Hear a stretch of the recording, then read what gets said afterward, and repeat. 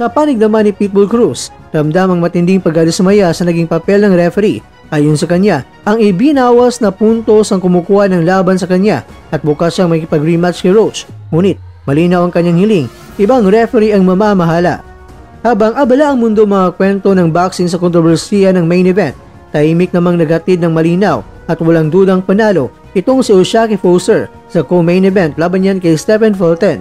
Mula umpisa hanggang dulo, kontrolado ni Foster ang laban gamit ang kanyang aktibong southpaw jab, solidong depensa na Philly shell style at mataas na volume ng suntok. Hindi nakasabay si Fulton sa bilis, galaw at taktika ni Foster na palaging nauna sa bawat palitan. Ang resulta ay isang malinaw na unanimous decision win na may score na 117-111, 118-110 at 119-109. Dahilan upang koronahan si Foster bilang bagong WBC interim lightweight champion.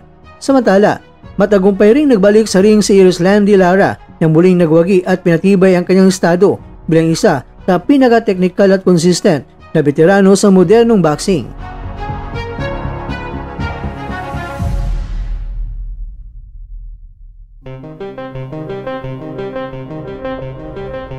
Mga kakwento, ang gabing ito sa San Antonio ay nagbigay ng buong diwa ng boxing, tapang, galing, drama at kontrobersiya habang bukas ang mga posibilidad ng rematch